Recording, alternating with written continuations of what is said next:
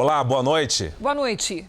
O Brasil tem hoje 110 milhões de veículos registrados no Departamento Nacional de Trânsito. A maior parte é formada por carros e motos particulares, principais alvos de roubos e furtos. Um levantamento feito pelo Jornal da Record na maior cidade do país mostra que os ladrões não se importam com a luz do dia e nem com a quantidade de pessoas em volta na hora de cometer os crimes. Os motoristas e motociclistas restam o medo e também a precaução. O movimento do bairro não afasta o perigo para quem precisa estacionar. O bairro onde mais furtam um carro aqui em São Paulo. Quanto te surpreende isso daí? Muita surpresa, porque um bairro desse porte aqui, um bairro devia ter mais segurança, não é? O Núcleo de Jornalismo Investigativo da Record TV analisou mais de 57 mil boletins de ocorrência sobre furtos e roubos de veículos ao longo de 16 meses aqui na capital paulista. E fez um raio-x dos locais, horários, dias e tipos de veículos mais procurados pelas quadrilhas especializadas. O populoso Tatuapé é o bairro campeão de furtos na cidade de São Paulo. O farol fecha e os motoristas ficam vulneráveis a uma possível ação dos criminosos. Esse é o momento de maior tensão para quem dirige na metrópole. Isso fica ainda mais evidente nessa avenida, Aricanduva, a número 1 no ranking de roubos de veículos na cidade de São Paulo. São em média 8 casos por mês, fora os que não foram comunicados à polícia. Em todos eles, os donos perderam os veículos em ações com uso de violência. A gente está sempre olhando para os lados, para trás, em volta. Ficar sempre atento a tudo, né? Vinícius foi vítima de um roubo. Eles estavam armados, colocaram a arma na minha cabeça, levaram meu celular, levaram minha carteira. Não consegui a moto de volta, não tinha terminado de pagar ela ainda, não consegui comprar outra por conta da dívida, que ainda ficou ativa. Marcelo perdeu um Fusca de grande valor sentimental. O carro estava na garagem, portão trancado, era um carro do meu sonho, era um carro que eu cuidava, era um carro que, sabe, é aquele carrinho que você tem como uma joia, né? Veículos de cores preta ou branca são os mais visados de acordo com os registros. Quarta e quinta-feira são os dias com o maior número de crimes. A sensação de quase todos os motoristas é de que estacionar o carro ao longo do dia, ainda com a luz natural, é muito menos arriscado do que durante a noite ou madrugada, quando já está escuro. Mas as estatísticas levantadas pelo Jornal da Record mostram justamente o contrário. Quase 60% dos casos de furtos de veículos são registrados durante a manhã ou o período da tarde. No fim da cadeia, quem paga a conta dessa violência é o consumidor final? No fim da cadeia, quem paga a conta da violência é o consumidor final. Lembrando que o contrato de seguro ele visa aí, proteger um risco. Então, você paga por um risco maior ou um risco menor. Então, se o consumidor tem uma estratégia de que carro vai comprar, em que região vai utilizar esse carro, eventualmente em que períodos vai utilizar esse carro, ele está contribuindo com a sua seguradora para diminuir o risco. E, obviamente, isso se traduz numa economia financeira. Veja agora outros destaques do dia. Ministério da Saúde suspende o contrato de compra da Covaxin. Farmacêutica responsável pela vacina no Brasil pede uso emergencial à Anvisa. Com alta na taxa extra, a conta de luz fica em média 5% mais cara. Taxa de transmissão da Covid no Brasil é a menor em 40 dias. Temperaturas chegam a 7 graus negativos no sul do país. E na série especial, moradores de uma das capitais mais ricas do Brasil convivem com a falta d'água.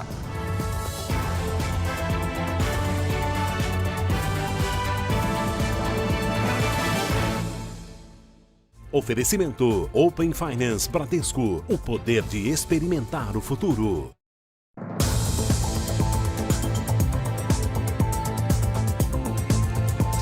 No Rio de Janeiro, um homem foi detido por fingir ser policial civil nas redes sociais. Ele se exibia com fardas, armas e até comemorava o aniversário de uma carreira que não existia.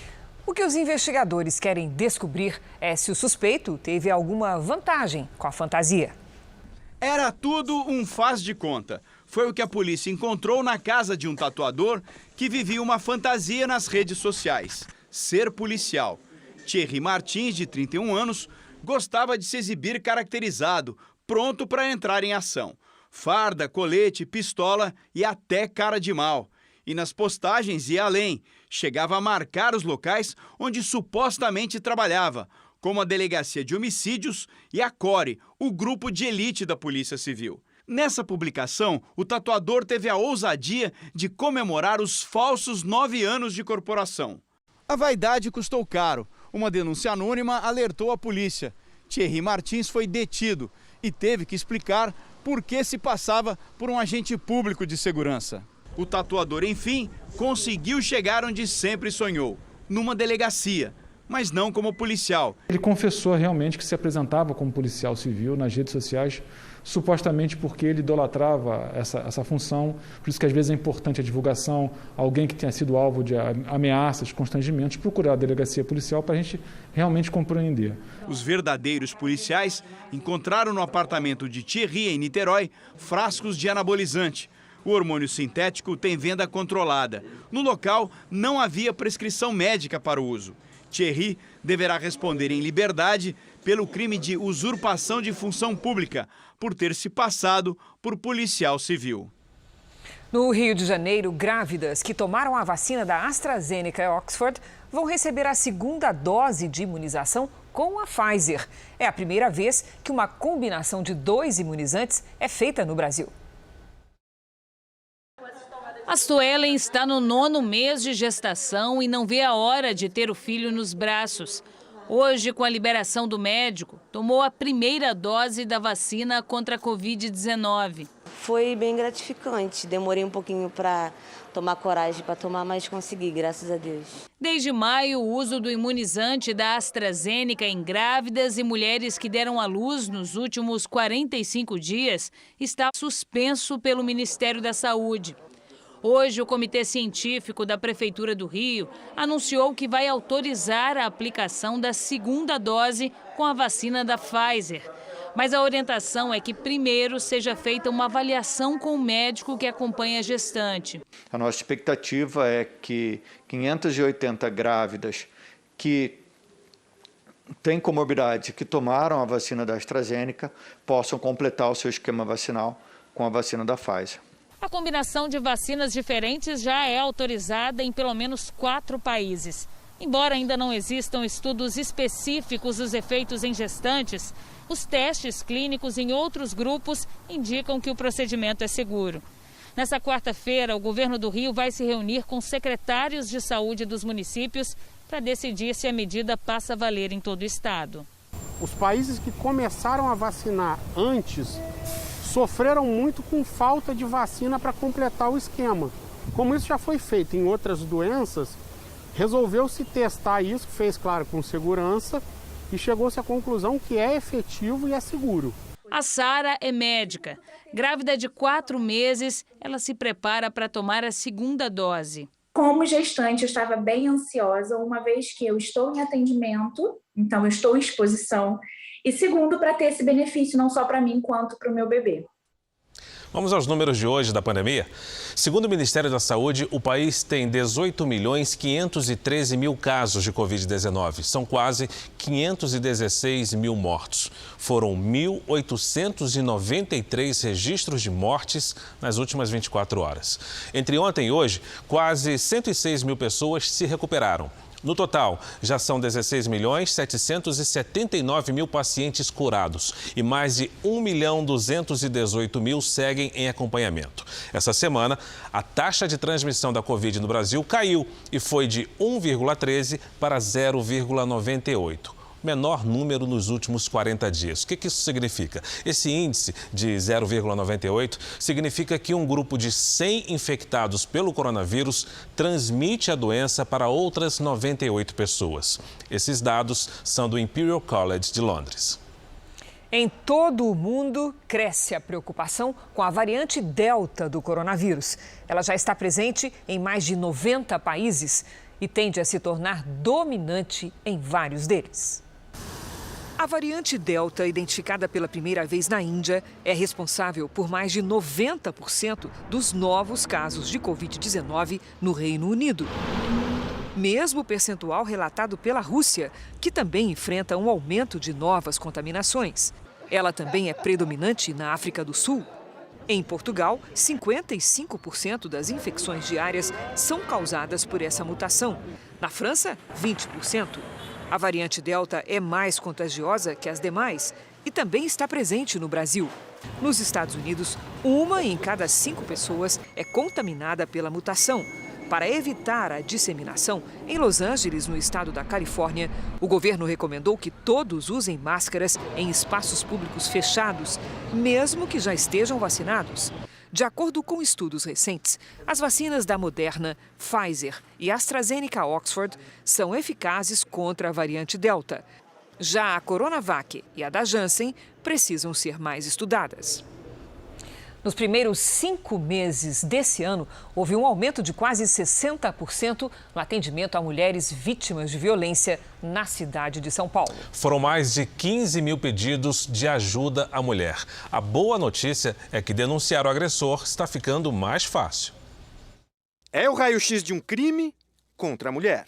A gente começou a discutir por ciúmes meu, porque eu queria que ele respondesse umas perguntas normal de casal, e eu estava insistindo que ele respondesse. E por isso ele se achou no direito de me dar um soco, simples assim. Mas foi um soco muito bem dado. O impacto me deixou em choque. A jovem, de 24 anos, perdeu um dente e outros 3 foram afetados. Eu vou ter que fazer uma cirurgia para poder tirar esse dente, que vai ficar pro resto da vida assim, colocar uma prótese, e ele deixou num estado muito grave. O agressor tem a mesma idade que ela. Os dois se encontravam há cerca de um mês. Tentava te humilhar? De forma sutil. Eu não desconfiava nem um pouco. Pra mim, aquele era o jeito dele. Eu acho que eu tava gostando tanto dele que eu me ceguei pros sinais. A garota está envergonhada e traumatizada. Ele me deixou com um rosto totalmente diferente, não parece eu, assim, olhando no espelho. Eu acho que o meu sorriso ele era o que eu mais tinha de bonito no rosto. Agora eu me sinto, sei lá, não consigo olhar direito, eu me sinto feia. Essas reações são comuns entre as vítimas desse tipo de crime, mas aos poucos elas entendem a importância de procurar ajuda e de denunciar os agressores. Há uma série de julgamentos que permeiam esse tipo de violência.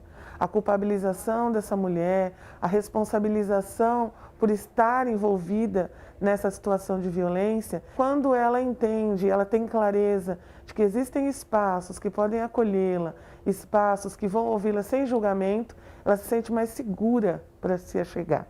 Só nos primeiros 5 meses deste ano, mais de 15 mil mulheres procuraram os serviços de acolhimento da Prefeitura de São Paulo. O número é 58% maior do que no mesmo período do ano passado. Existem diversas formas de violência contra a mulher e muitas vezes, para quem está envolvido com o problema, é difícil de identificar. Os serviços de apoio aqui do município utilizam uma escala internacional, o violentômetro, que começa com atitudes como piadas ofensivas e chantagens e já indicam que é preciso tomar cuidado, porque pode passar para as humilhações em público, intimidações, e aí já é o momento de se pedir ajuda e depois denunciar, porque esses comportamentos podem evoluir para os tapas, chutes, abusos sexuais e até a morte. É importante que não só as vítimas sejam responsáveis pelas denúncias. Todos nós precisamos estar envolvidos no enfrentamento à violência contra a mulher. É importante que nós possamos ouvir e olhar para isso sem julgamentos. Nós não sabemos o que está envolvido nessa relação. E sim, fazer a denúncia. Pelos telefones 156 na cidade de São Paulo e 180 em todo o Brasil, os atendentes encaminham a pessoa para o serviço adequado. A jovem que ouvimos no início da reportagem descobriu que não foi a primeira vítima do homem que a agrediu. Eu não merecia isso. Nenhuma mulher merece, na verdade. Eu não quero que tenha outras vítimas disso, sabe? Eu não vou calar minha boca como outras fizeram. Denuncie. A seguir, você vai ver que a conta de luz do mês que vem vai subir em média 5%. E na série especial, moradores de uma capital brasileira escolhem entre tomar banho ou lavar roupas.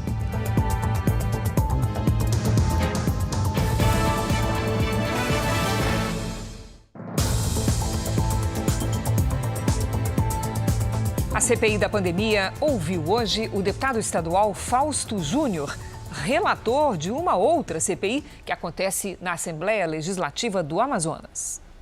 No depoimento à CPI, Fausto Júnior afirmou que a crise da falta de oxigênio no Amazonas não foi culpa apenas do governador Wilson Lima. Segundo o deputado, que foi relator da CPI da Saúde no estado, os ex-governadores também tiveram sua parcela de responsabilidade. Inclusive o senador Omar Aziz, presidente da CPI do Senado, que governou o Amazonas entre 2010 e 2014. Wilson Lima não foi indiciado pela CPI do Amazonas. O certo era para ser indiciado, inclusive, o ex-governador Omar Aziz, pela gestão dele na saúde. Inclusive, o ex-governador Omar Aziz. Não somente o governador Wilson Lima, todos têm participação. Só um minutinho. O senhor pode me indiciar 50 vezes. Eu não Até tenho... porque nós não indiciamos, nós pedimos indiciamento. Quem indicia são os órgãos de controle. O assunto Covaxin voltou à CPI. O líder do governo no Senado, Fernando Bezerra, afirmou que o presidente Bolsonaro passou a denúncia recebida do deputado Luiz Miranda ao ex-ministro Pazuello. Diante do encontro relatado pelo deputado federal Luiz Miranda, o presidente da República entrou em contato com o então ministro da Saúde, Eduardo Pazuello, no dia 22 de março de 21, segunda-feira, a fim de solicitar a realização de uma apuração preliminar acerca dos fatos relatados contra o contrato de compra da vacina Covaxin. No regular exercício do poder de autotutela da administração pública, ato contínuo após a ordem do presidente da República, o ministro determinou que então o secretário executivo Elcio Franco realizasse uma averiguação prévia dos indícios de irregularidades e ilicitudes apontados. Após a devida conferência, foi verificado que não existiam irregularidades contratuais. O relator da CPI, senador Renan Calheiros, afirmou que a comissão investiga um possível pagamento de R$500 milhões a atravessadores da Precisa Medicamentos. No dia 25 de fevereiro, é assinado o acordo. Ninguém entrou ainda no aspecto do superfaturamento. Isso não foi colocado aqui em nenhum momento. Nós só contestamos a existência de um atravessador, aliás, a única negociação que tem um atravessador e que teria recebido, nós ainda não tivemos acesso a esse contrato, R$500 milhões. 500 milhões de reais. A base do governo disse que a afirmação é mentirosa. As narrativas forçam a barra, desafiam a verdade. Amanhã, a CPI ouve o empresário Carlos Wizard, apontado pelos senadores da oposição como o principal financiador do gabinete paralelo que aconselharia o presidente Jair Bolsonaro no enfrentamento à pandemia. Mas o depoimento mais esperado da semana é o de quinta-feira de Francisco Maximiano, que é um dos sócios da Precisa Medicamentos, empresa responsável por comercializar a vacina indiana Covaxin aqui no Brasil. A Receita Federal descobriu um esquema no Porto de Santos que facilitava a entrada de produtos importados ilegalmente dos Estados Unidos. Os investigados despachavam a carga de maneira irregular para evitar a cobrança de impostos aqui no Brasil. Produtos novos e originais, nada falsificado. Camisas de marca, relógios de grifes famosas, bolsas eletrodomésticos, uma variedade de mercadorias importadas. E isso é só uma amostra do que veio dos Estados Unidos e chegou ao Porto de Santos de forma irregular. 25 contêineres carregados de produtos importados foram interceptados pela Receita Federal nos últimos 2 meses na Operação Outlet. São cerca de 200 toneladas de mercadorias que entrariam no Brasil sem cobrança nenhuma de impostos. O esquema funcionava da seguinte maneira: empresas de transporte com sede nos Estados Unidos convenciam pessoas a assumirem a carga como se fossem objetos pessoais usados.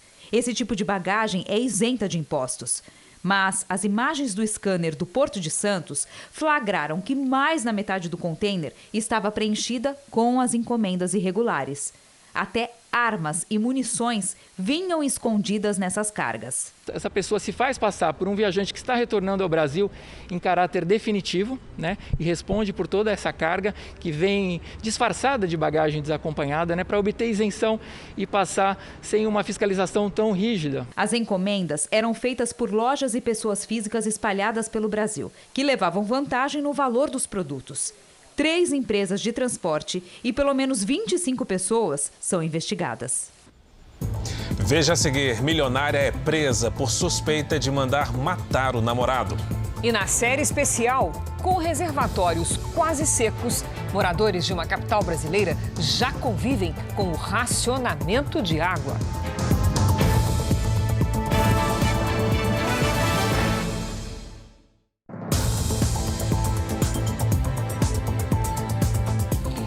Imagens exclusivas de um circuito de segurança fortalecem as suspeitas contra uma milionária acusada de mandar matar o namorado em São Paulo.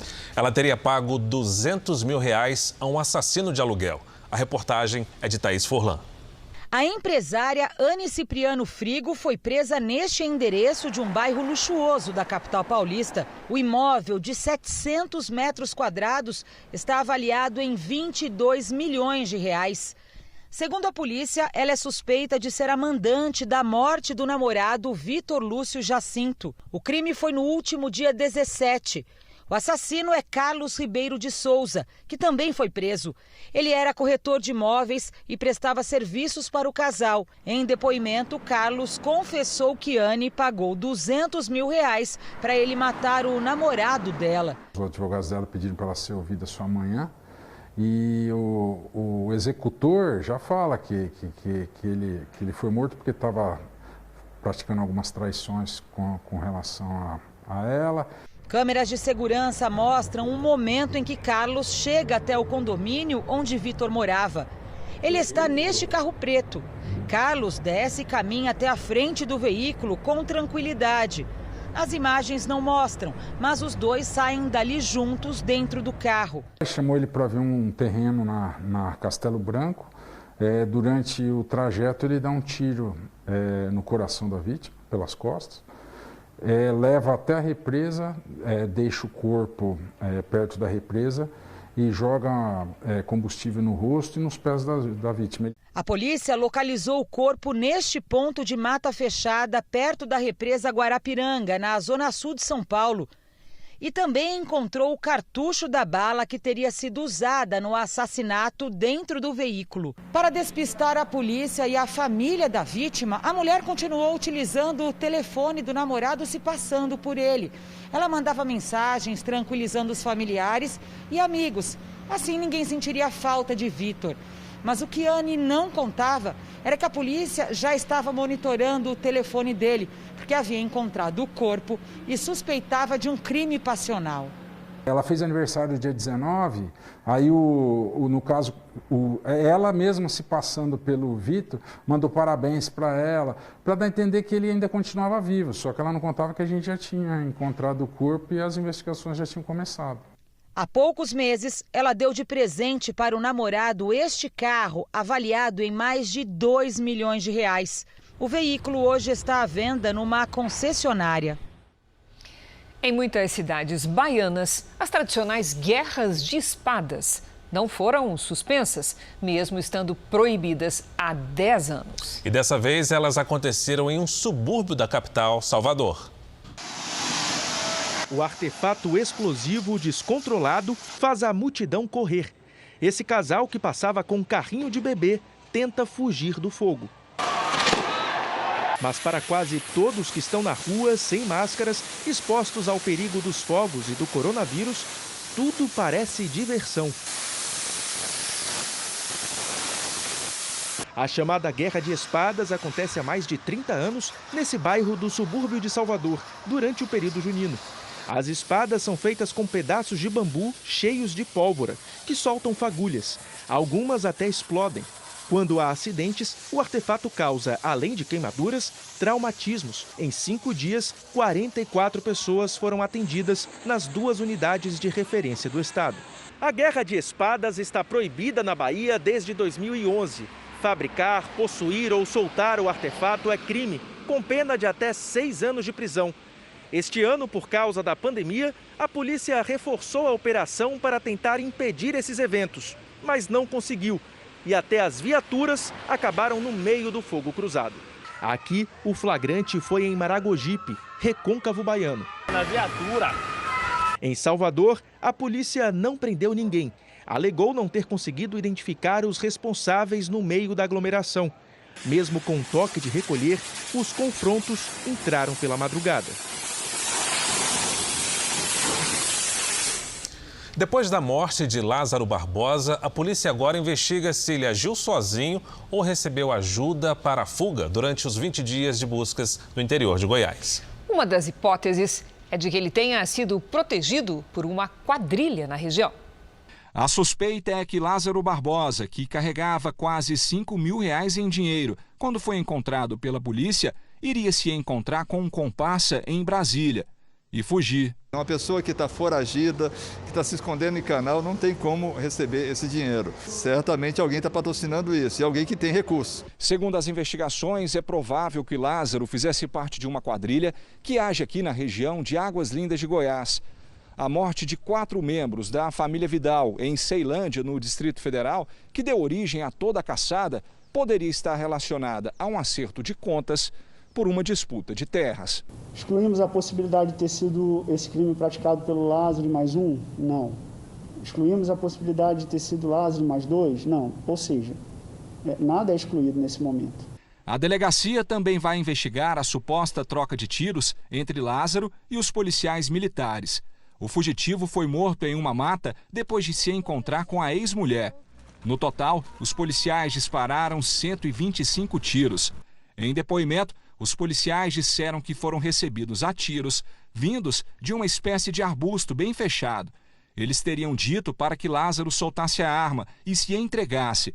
Como os tiros não cessaram, decidiram revidar. Os peritos colheram o material genético de Lázaro para ser incluído no banco de dados de criminosos de Goiás. O corpo de Lázaro Barbosa continua no Instituto Médico Legal de Goiânia, mas nenhum parente apareceu para fazer a retirada. O Jornal da Record agora vai a Goiânia com a repórter Revana Oliveira, que tem outras informações sobre o caso Lázaro Barbosa. Revana, boa noite para você. Boa noite, Fara. Olha, os celulares da ex-esposa e da ex-sogra de Lázaro Barbosa foram apreendidos agora no final da tarde e eles vão passar por perícia. A intenção é justamente porque as duas seriam as últimas pessoas que teriam contato com Lázaro Barbosa, que tiveram contato com ele antes da morte. Agora, sobre o corpo, aqui no IML, como foi dito agora na reportagem, o corpo ainda permanece aqui. A ideia da família era fazer o enterro ao lado do corpo do irmão, lá no distrito de Girassol. Mas, por enquanto, isso ainda não tem data para acontecer. A liberação foi feita ontem, no mesmo dia da morte. Agora, caso ninguém venha aqui para poder fazer a retirada ou a capacidade máxima do IML seja atingida, esse corpo vai para a Secretaria Municipal de Assistência Social, que então vai providenciar o enterro. Já o laudo pericial, ele agora deve ficar pronto em menos de 10 dias. Cris, Fara. Foi a Revana Oliveira, de Goiânia. Vamos agora com a opinião do Augusto Nunes. Boa noite, Augusto. Boa noite, Cris. Boa noite, Fara.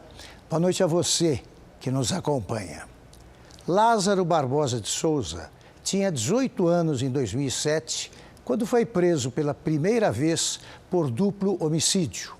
Fugiu da cadeia 10 dias depois do crime cometido na cidade baiana onde nasceu. Ao ser recapturado no Distrito Federal em 2013, já havia engordado o prontuário com 2 estupros e um assalto à mão armada. Em 2016, beneficiado por um saidão, não voltou para a cadeia. Preso de novo em 2016, aumentou a coleção de fugas e delinquências antes de tornar-se nacionalmente conhecido com o extermínio de uma família inteira. Um sistema processual e penitenciário que não consegue proteger a sociedade de um criminoso patológico é um sistema a caminho da falência.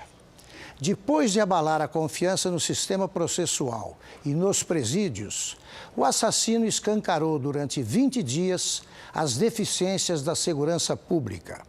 Foram mobilizados mais de 1.200 policiais, helicópteros, cães farejadores, equipamentos especiais e uma frota de viaturas.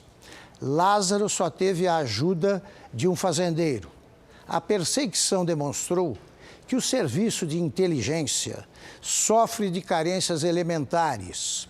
O Brasil não pode mostrar-se tão frágil em duelos travados com feras solitárias.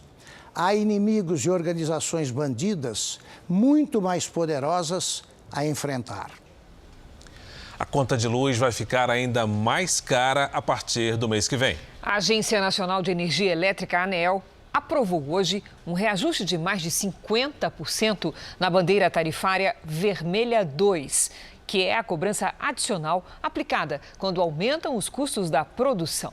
Na média, a conta de luz vai subir 5%. Na casa da Maria, o isolamento social já havia aumentado o consumo de energia. Nós passávamos o dia todo fora, né? O meu filho estudava em período integral, meu marido e eu trabalhávamos o dia todo no escritório. Agora nós estamos o tempo todo em casa, são 3 computadores ligados, né? Porque o do meu marido, o do meu filho fazendo aula online, a televisão que a gente não utilizava. Agora, como a gente precisa trabalhar, a gente acaba permitindo que o nosso filho fique um pouco mais de tempo na televisão, então acaba consumindo mais mesmo, né? O reajuste da tarifa aprovado hoje será de 52%. A ideia é que a bandeira tarifária vermelha 2 seja aplicada a partir de julho e vá até novembro deste ano. Com isso, o aumento médio na conta deve ser de 4,9%. A gente não está promovendo aumento porque gosta ou porque quer. É uma realidade. O custo está aqui, o custo está presente. O que nós estamos decidindo aqui, o que é que eu faço com esse custo? Eu apresento agora, apresento depois. Se eu apresentar depois, eu vou ter esse custo corrigido pela Selic. Na prática, essa cobrança extra vai passar de R$ 6,24 para R$ 9,49 a cada 100 kWh consumidos. Essas bandeiras elas são acionadas sempre que o custo da geração de energia fica mais caro, por conta do uso das termoelétricas. A diretoria da ANEEL decidiu também novos valores para outras bandeiras. Na bandeira vermelha 1, o valor será de R$ 3,97 por 100 kWh consumidos. Na bandeira amarela, de R$ 1,87 a cada 100 kWh consumidos. Esse economista alerta que o aumento deve influenciar a inflação. Nós elevamos a nossa projeção de IPCA para 2021 de 5,7 para 5,9 por conta desse reajuste de energia elétrica. Com a inflação maior, com a expectativa de inflação maior, outras contas são reajustadas. E aí, consequentemente, a inflação não para de crescer e vai fazendo aquela bola de neve. Temperaturas máximas negativas no sul. A onda congelante levou os turistas atrás das paisagens brancas das serras catarinenses. Hoje, nevou pelo 2º dia seguido. A terça-feira começou gelada na Serra Catarinense. Os termômetros marcavam 4 graus negativos. O vento frio deixava a sensação térmica em -10. Mas nem por isso os turistas fugiram da região. Muito pelo contrário, a neve registrada ontem lotou a cidade de São Joaquim. Achei que estava preparado, mas o frio está muito intenso. Não estou tão preparado assim, não. Todos os hotéis e pousadas estão com 100% de ocupação. Enquanto o clima não chega na condição ideal para a neve, os turistas se encantam com as árvores de cristal. A água jogada estrategicamente nos galhos forma o gelo que encanta quem passa por aqui e revela o frio intenso que faz na Serra Catarinense. E agora à noite, para a alegria dos turistas, voltou a nevar em São Joaquim, na Serra Catarinense. No Rio Grande do Sul, alguns municípios registraram a menor temperatura do ano. Em São José dos Ausentes, os termômetros marcavam menos 1,9 graus ao amanhecer. A água congelou. Já em Curitiba, fez 1 grau no início do dia, o que provocou essa bela imagem no parque. Na região centro-oeste do país, também fez frio. 17 municípios de Mato Grosso do Sul registraram geadas. Os pastos ficaram branquinhos e os carros amanheceram cobertos de gelo. Fez 0 graus essa noite aqui. É o que a gente chama de frio de rachar. Pois bem, o frio vai avançando. Nessa terça-feira, em Rio Branco, no Acre, a máxima não passou dos 17 graus. São 13 graus abaixo da média. Por que será que essa onda de frio está tão intensa, muito mais do que as outras? Vamos perguntar para a Lidiane Sayuri. Boa noite, Lid. Boa noite. Qual a explicação? Olha, eu não quero nem tirar a mão do bolso, viu? Tá muito frio. Boa noite para você, para o Fara, para quem nos acompanha. Olha só, isso acontece por causa da pressão atmosférica. Vamos ver por que essa massa de ar frio que se formou no Polo Sul ganhou força, mais ainda desta vez, né? É porque a pressão do ar está maior. Com a pressão do ar maior, as temperaturas ficam mais baixas. E aí, a massa de ar polar que vem ali no rastro da frente fria ganha intensidade para empurrá-la até o norte do país. A quarta-feira segue fria e com chance de geada em todos os estados do sul, em Mato Grosso do Sul e também no interior de São Paulo. Atenção entre os litorais de Santa Catarina e de São Paulo. Uma tempestade na altura do Paraná provoca muita ventania e ressaca. Chove entre o norte do Amazonas e o litoral do Nordeste. Na Serra Catarinense, mínima de 3 graus negativos. Em Porto Alegre, faz até 13 graus à tarde. No Rio de Janeiro, 18. Em Campo Grande, 22. Em Salvador, 26 e até 29 em Manaus. Curitiba e São Paulo registraram a tarde mais fria do ano. Nesta quarta, mínima de 1 grau negativo logo cedo na capital do Paraná. Na capital paulista, quem acordar cedo vai ter, digamos, menos dificuldade para sair da cama. Isso porque a maior temperatura do dia será marcada pela manhã, 14 graus. Já à noite, faz apenas 8. Nesse clima de frio, a gente vai para o Tempo Delivery. A Ieda de Campo Grande, Lidiane, quer saber como é que fica o tempo lá na capital de Mato Grosso do Sul. Vamos lá, Fara. Oi, Ieda, acabou a friagem, viu? Nada de chuva nos próximos dias. A quarta-feira amanhece com geada. Depois o sol aparece e faz 18 graus. Na quinta, um pouco mais quente, 21. E na sexta, até 25. O Irã, da cidade de Penha, em Santa Catarina, quer saber se ele vai passar frio. Opa! Vamos lá, Irã. As manhãs seguem menos geladas e as tardes menos frias. Nesta quarta, faz até 18 graus. Olha só, na quinta 20 e até 21 na sexta. Participe você também do Tempo Delivery pelas redes sociais. Mande a sua mensagem com a hashtag #VocêNoJR. Boa noite, gente. Boa noite, Lid. Obrigada. Obrigado, Lidiane. O Ministério da Saúde suspendeu temporariamente o contrato para a compra da vacina indiana Covaxin. O acordo para a aquisição do imunizante é investigado pela CPI da pandemia e agora também pela Controladoria Geral da União e pela Polícia Federal.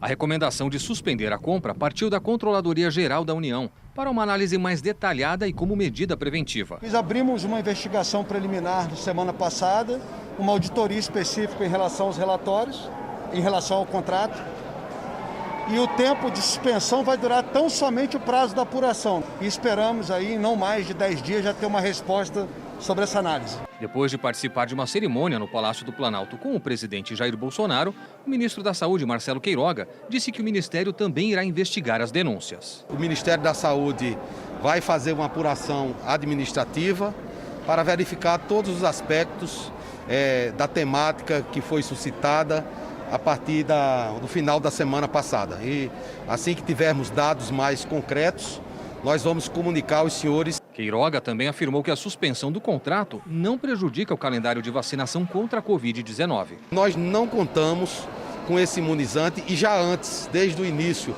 da nossa gestão de pouco mais de 100 dias, se os senhores observarem, nós já tínhamos retirado tanto a Covaxin quanto a Sputnik do calendário, porquanto ambas não tinham a autorização da Agência Nacional de Vigilância Sanitária. O Ministério da Saúde voltou a afirmar que não pagou nenhum centavo pela vacina Covaxin.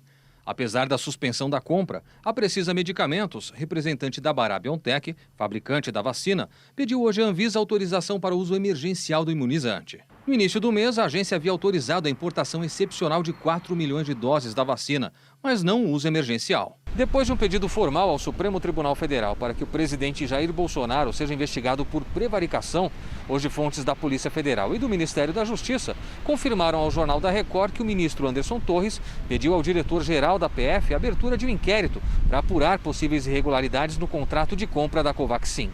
O inquérito deve apurar inclusive o bloqueio ao acesso dos sistemas do Ministério da Saúde pelo chefe de importação, Luiz Ricardo Miranda, irmão do deputado federal Luiz Miranda, que revelou as supostas irregularidades. Depois de não conseguir utilizar os programas informatizados do Ministério desde domingo, o servidor voltou ontem a trabalhar normalmente. O mundo alcançou hoje a marca de 3 bilhões de vacinados. Então, vamos ver também como está a situação aqui no Brasil. Somadas as aplicações da primeira e segunda doses, mais de 1.880.000 pessoas receberam a vacina contra o coronavírus nas últimas 24 horas.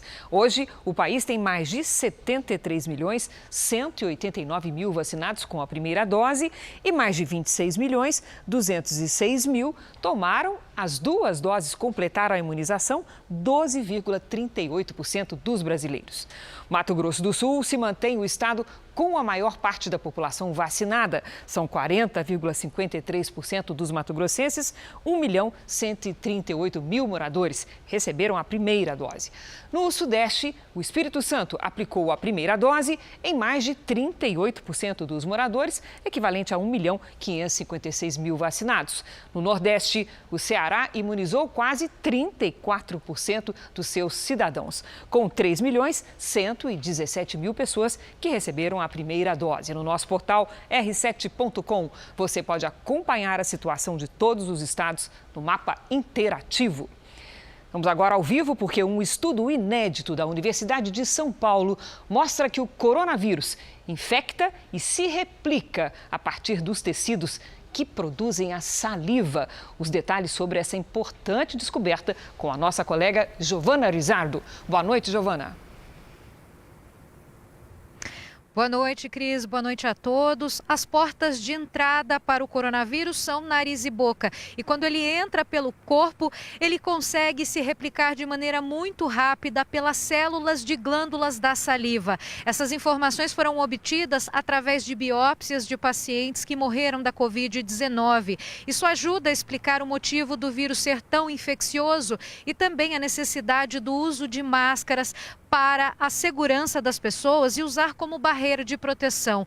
Eu conversei com um dos pesquisadores que destacou o coronavírus, o quanto ele é diferente e peculiar em relação a outros vírus já conhecidos.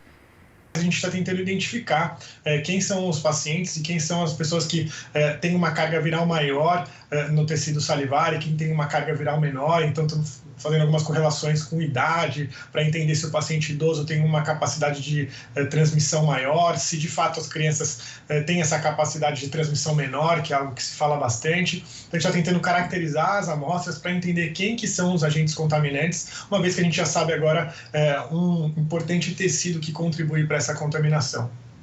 Vamos continuar ao vivo. Agora vamos para o Japão, porque o governo de Tóquio precisou alterar o percurso da tocha olímpica por causa do aumento de casos da Covid-19.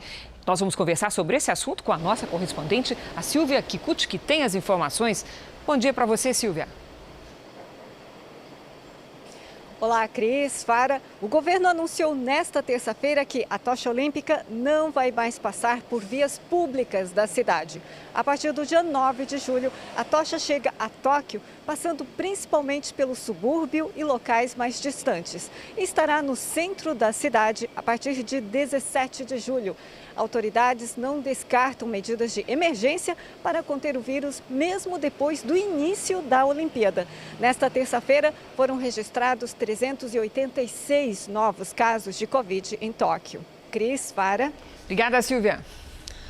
Uma carta escrita há 3 meses alertava sobre os danos no prédio que desabou em Miami, nos Estados Unidos. O número de mortos subiu para 12. 149 pessoas estão desaparecidas. Escrita pelo presidente da Associação do Condomínio, a carta fala que os danos na estrutura do prédio haviam piorado significativamente nos últimos anos. O documento foi enviado aos moradores em abril e ainda dizia que era necessário investir o equivalente a 75 milhões de reais em obras para regularizar o edifício.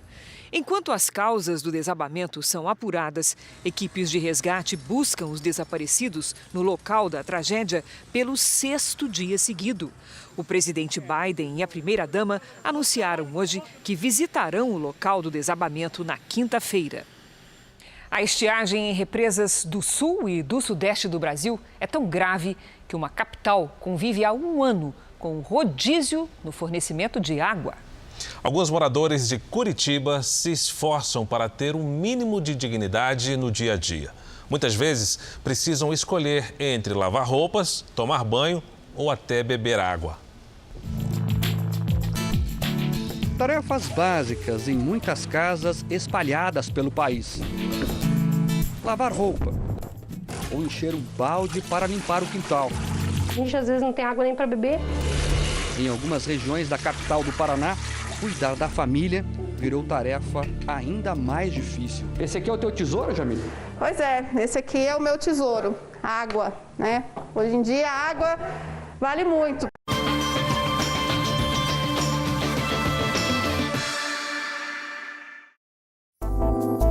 Barro úmido, terra seca.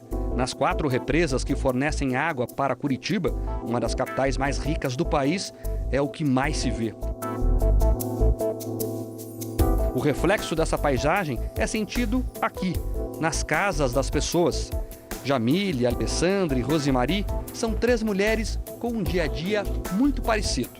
Se você não tem água, você não vai poder beber, você não vai poder comer, você não vai poder ficar limpo, não vai poder dormir sossegado. Vai lavar uma louça, é o maior trabalho que dá, roupa já não dá para lavar. Tá bem complicado, né? Eu dependo de água todos os dias para alimentação, né? Para dar água para os animais.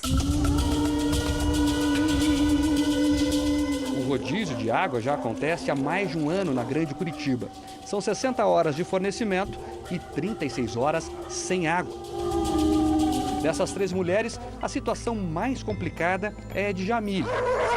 Ela é protetora de animais e cuida de 50 cães retirados das ruas. Qualquer sugestão para economizar é difícil de ser seguida. A Jamile preparou um verdadeiro arsenal para guardar água.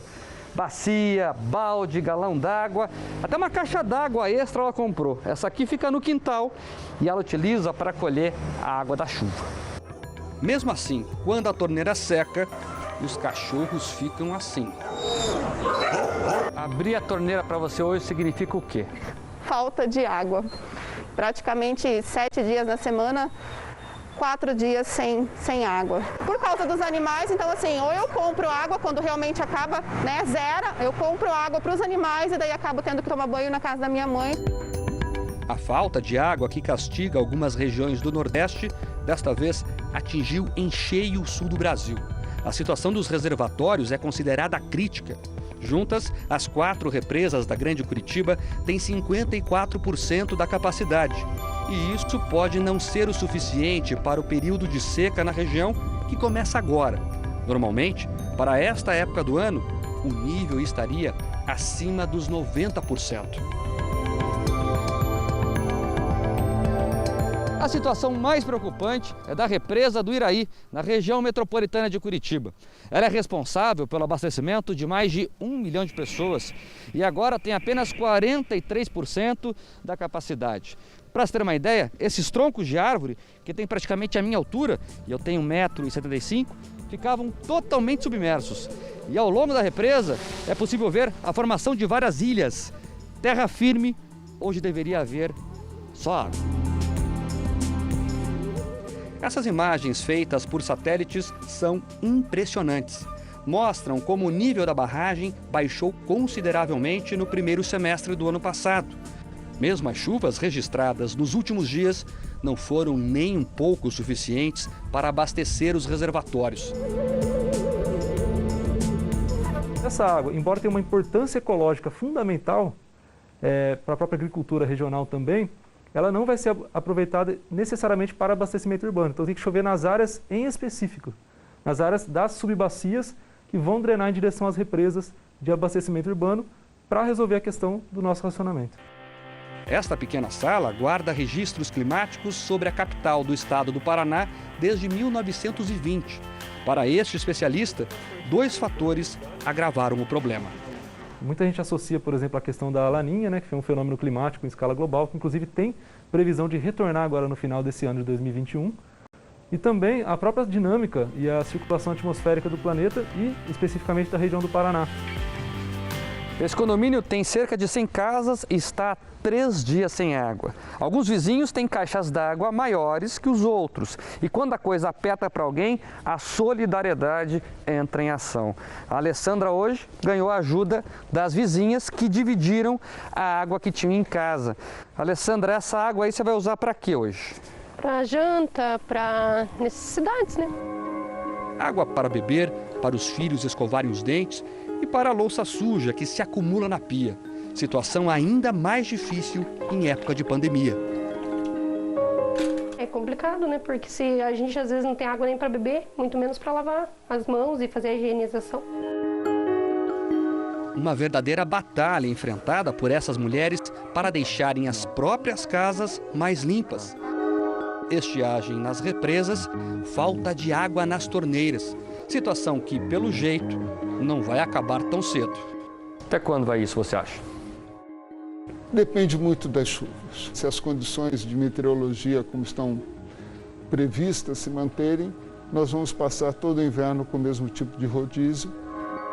O inverno na capital mais fria do país, sem roupas limpas, parece que vai ser ainda mais longo para Rosemary.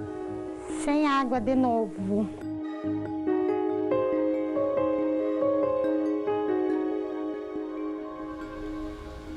E esta edição do Jornal da Record termina aqui. E à 00:30 tem mais Jornal da Record. Fique agora com a novela Gênesis. A gente se vê amanhã. Até lá. Uma excelente noite para você e até amanhã.